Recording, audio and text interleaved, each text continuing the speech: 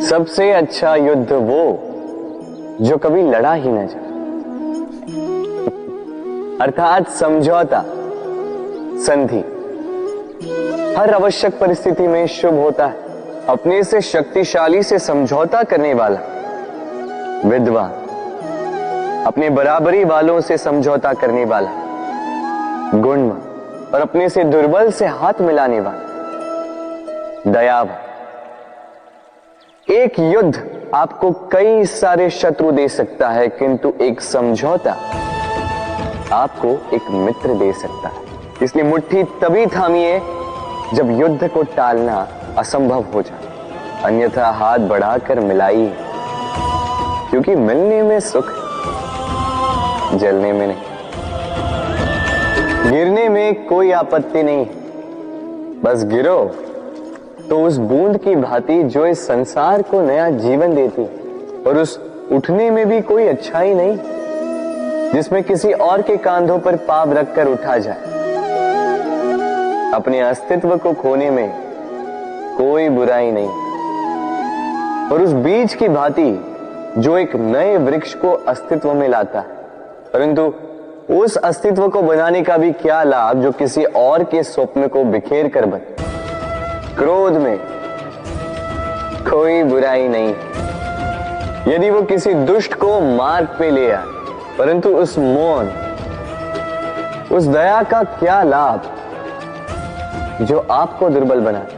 अर्थात अच्छा या बुरा कर्म नहीं होता, बस वो कब, किस स्थान पर और कैसे किया जाए, वो निर्णय अच्छा या बुरा होता। यदि सही समय पर करो तो वो गुण है, अन्यथा वो घुन जो भीतर तक आपको खाता जाए। राधे राधे।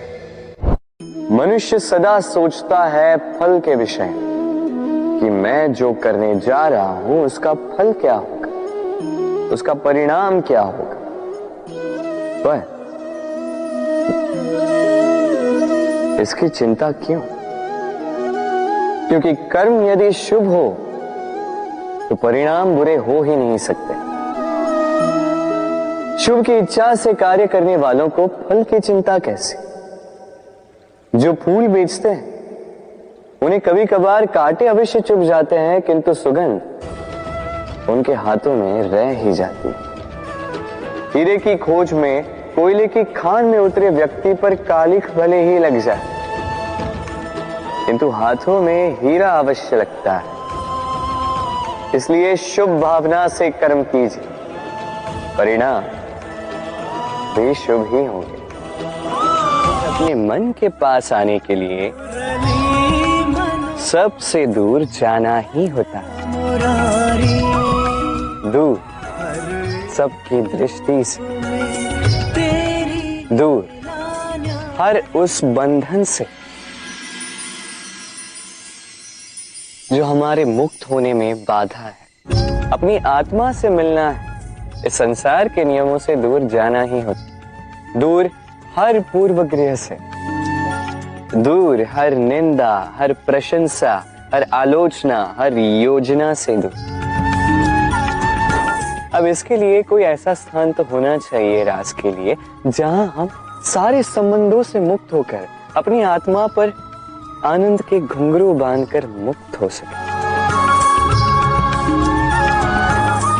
मुग्ध हो सकें, स्वच्छंद होकर जीवन ताल पर पूर्ण ऊर्जा से नृत्य कर सकें, सबसे दूर।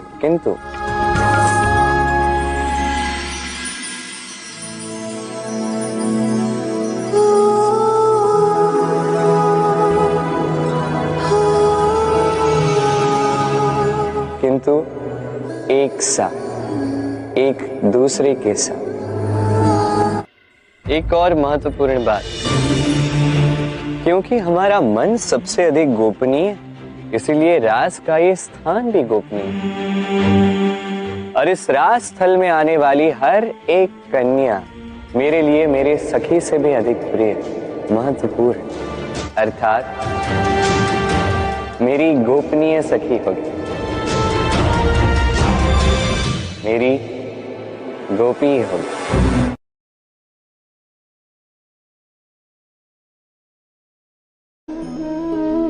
मान, इन तीनों का प्रारंभ मन से ही होता है ना। किंतु आज हम बात करेंगे मान के विषय। मान वो भाव है जो हमारे मन को संतुष्टि देता है। इस पात्र में भरे जल की भांति, जो जल इस पात्र के होने का कारण इसका अस्तित्व बनाए रखता है। अब मान से बनता है स्वाभिमान और अभिमान, और इन दोनों में बहुत अंतर है। जो जल इस पात्र के भीतर समाया है वो है स्वाभिमान, जो हमारे मन का संबल है, सहारा है। तो इस पात्र के भीतर ठंडा रहता है और पीने वाले को भी ठंडक पहुंचाता है। और जो जल इस पात्र से बाहर छलके वो है अभिमान, जो बाहर की ताप से भाप बनकर उड़ जाता है। स्मरण रखिएगा, स्वाभिमान आपको बनाए रखता है, आपको शक्ति देता है, और अभिमान आपको नष्ट कर देता है। तो क्या बनना चाहेंगे आप, स्वाभिमानी या अभिमान? निर्णय आपका। राधे राधे। कहते हैं जीवन में मेल मिलाप अत्यंत आवश्यक है, संबंधों का आधार भी बनता है, व्यापार भी चलाता है, किंतु सबसे अधिक महत्वपूर्ण है व्यवहार। अब इस विषय में सोचिए, आपके जीवन में कौन आपसे मिलेगा ये निश्चित करता है समय। आप अपने जीवन में किनसे मिलना चाहेंगे ये निश्चित करता है आपका हृदय, और आप जिनसे मिले उनके हृदय में आप कब तक बने रहेंगे ये निश्चित करता है आपका व्यवहार। अपना व्यवहार शुभ रखिए, सब शुभ होगा। राधे राधे। जब से जीव अस्तित्व में आए तब से एक और शब्द अस्तित्व में आया, संघर्ष। जन्म लेते ही व्यक्ति को जीवन जीने के लिए संघर्ष करना पड़ता है। कभी अपने लक्ष्य को प्राप्त करने के लिए संघर्ष करता है, तो कभी जो प्राप्त किया है उसे बचाने के लिए संघर्ष करता है। किंतु सबका एक उल्हाना होता है कि संघर्ष करते समय कष्ट बहुत होता है। अब योद्धा है तो प्रहार तो सहने पड़ेंगे। तैरना सीखना है तो जल में प्रवेश करना होगा।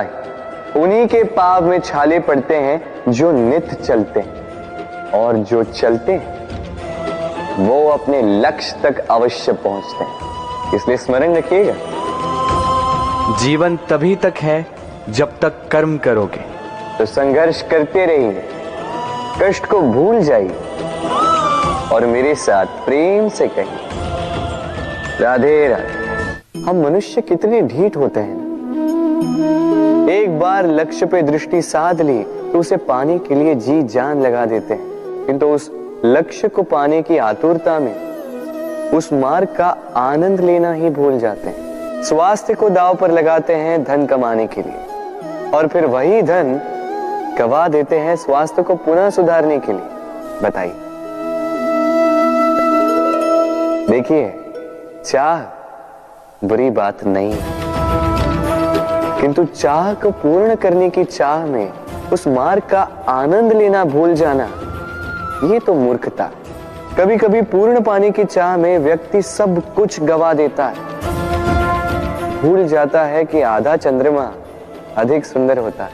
जो नहीं है उसे पाने का प्रयास आप अवश्य कीजिए, किंतु जो है उसका संपूर्ण आनंद लेने में वंचित मत रहिए। राधे राधे। जीवन में कुछ भी पाना हो तो सोच और कर्म बड़े आवश्यक होते हैं, किंतु क्या केवल सोच से या क्या केवल कर्म करने से आपको सफलता प्राप्त होती? नहीं, कुछ लोग सोचते रह जाते हैं, कर्म नहीं कर पाते और इसी कारण से उन्हें सफलता प्राप्त नहीं होती। कुछ लोग बिना सोचे समझे कर्म करते रह जाते हैं, उन्हें भी सफलता प्राप्त नहीं होती। स्मरण रखिएगा, वृक्ष को काटना हो तो कुल्हाड़ी के लगातार प्रहार करने के साथ ही कुल्हाड़ी किस दिशा में मारी जानी चाहिए इसका ध्यान रखना पड़ता है। सोच और कर्म इनका ठीक से सम्मिश्रण करेंगे तो अवश्य ही सफलता मिलेगी। राधे। हम सब जीवन में स्वयं के लिए सर्वश्रेष्ठ ही सोचते हैं, सबसे अच्छी सुविधा पाना चाहते हैं, सबसे अधिक सम्मान पाना चाहते हैं, परंतु क्या सबके लिए ये पाना संभव है? हाँ, क्यों नहीं? बस बाधा है समय। हमारा जीवन स्थायी नहीं है, इसलिए यदि समय का सदुपयोग करोगे तो तनिक सरलता होगी। अब देखिए ना, जिसे स्वप्न देखना अच्छा लगता है उसके लिए रात छोटी पड़ जाती है, जिन्हें स्वप्न पूर्ण करने होते हैं उनके लिए दिन छोटा पड़ जाता है, जो सम्मान पाना चाहते हैं उनके लिए परोपकार छोटा पड़ जाता है और जो ज्ञान पाना चाहते हैं उनके लिए अध्ययन। जीवन में लक्ष्य को पाना हो तो समय का प्रबंधन ठीक होना ही चाहिए। स्मरण रखिएगा। राधे राधे। व्यक्ति किसी और वस्तु या भाव से परिचित हो ना हो, भय और भविष्य दोनों ही व्यक्ति के मन में सदैव रहते हैं। जिनका अस्तित्व